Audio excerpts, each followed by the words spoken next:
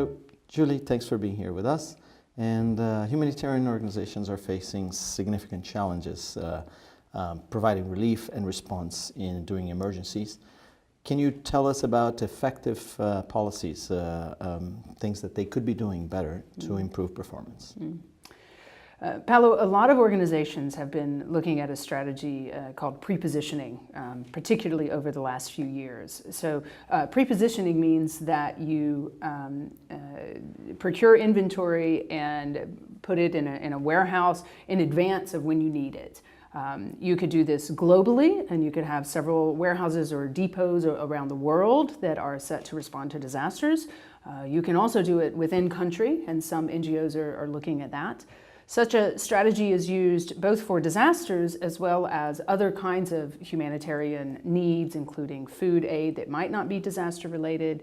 Prepositioning is done for water pumps and spare parts, and it's also done in the public health settings as well. Prepositioning involves a lot of decision making, so you need to figure out something about what kind of demand or need you have.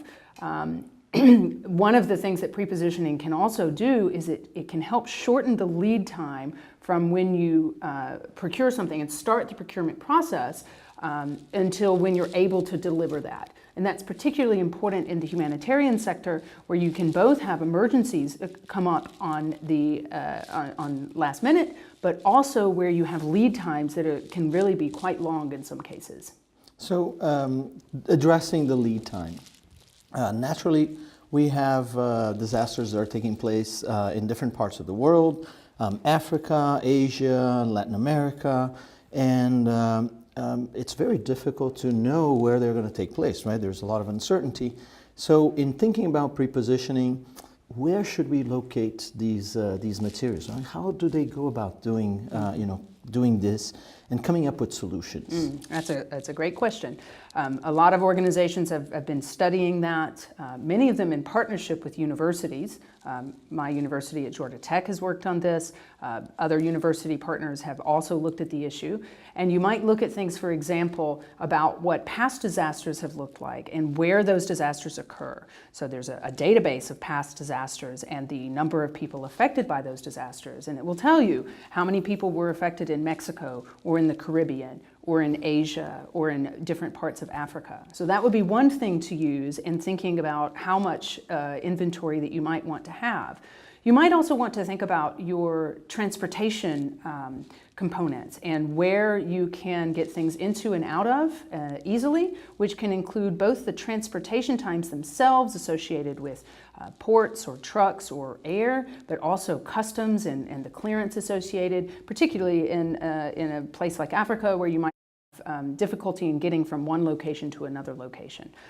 If prepositioning is a tool, how do we go about ensuring that the proper stocks are available? Right. So basically, two questions. Right. So other types of problems that prepositioning can solve, such as accessibility, and mechanisms to ensure that prepositioning can actually be an effective tool to help. Great questions. The first part of that, let me take it in two parts. The first part is about why would you hold inventory and what kinds of problems can it solve? So one problem that it can solve is to help reduce lead time in your supply chain. You could also hold inventory because of changes in prices or costs over time, particularly for things like commodities. So food would fall into that example, fuel would fall into that example, and there can be others. A third reason to hold inventory could be uncertainty in the demand in a system or uncertainty in supply across a system. And so in the case of disasters, you can see that the uncertainty in demand could be what kind of disaster, where it's going to occur, how many people are affected. You could also have it in the public health system as well. But you can have uncertainty on the supply side also. You might not be able to get quantities or be able to get them as quickly as you need, or you might not have the access that you need. There are a number of other reasons that one might want to think about prepositioning inventory either globally or locally. Now, the second part of your question is, how do we decide? So I think of it as a system. This supply chain is a system, and you're trying to decide how much inventory and where. And I think that there are a lot of factors that you need to consider. And one of the things that you can do are to apply a set of system tools, including things like forecasting, where you're really trying to project what might be happening and where it might be happening, taking into account population growth and changes perhaps in the number of disasters. Other things that you might do are think about what are the costs associated with inventory, including not only the initial cost and the holding costs for inventory, including any costs associated with the warehouse, but also things about expiration or perishability, if you might have to throw inventory out. And so that too goes into these decisions of how much inventory should we preposition. And I think that there are a number of methods that come from supply chain analysis and systems analysis that can help an organization decide how much inventory do we need and where should it be. Do you see opportunities for improvement, perhaps in the way that they are actually using the preposition inventories, or perhaps in the mechanisms that are available to finance these opportunities instead of just relying on project money, and other different aspects? Okay, great. I think there's several ways where organizations could think about improving decisions. So it's one thing to make a decision on where you're going to initially preposition inventory and how much. I think that it's important to monitor that system over time and evaluate the performance of it over time. Were you able to meet the needs that you wanted to meet for disasters or a public health setting? Did you have to throw inventory away? And really try to understand whether you've made good decisions or not. You can also practice those kinds of decision-making and monitoring using classroom games or exercises, training exercises, and things like that.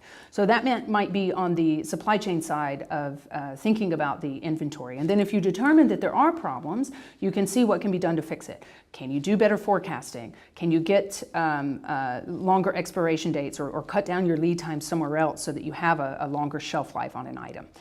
On another side, I think that the humanitarian and health sectors are continuing to work on educating donors, for example, about the value of prepositioning and about the efficiencies that it can help bring to the sector, efficiencies in cost or lead time, and ultimately on the ability to meet the greater needs of beneficiaries, which is something that's very important.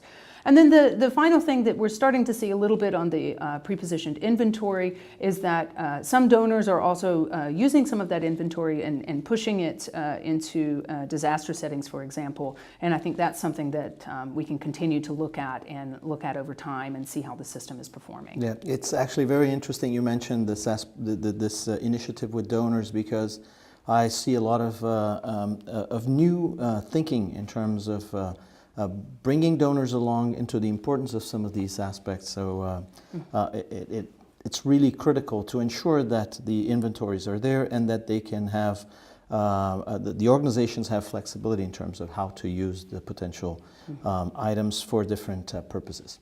Well, thank you very much for being here with us and for telling us more about prepositioning as an effective means of improving operations in the humanitarian sector. Thank you. Thanks for your time.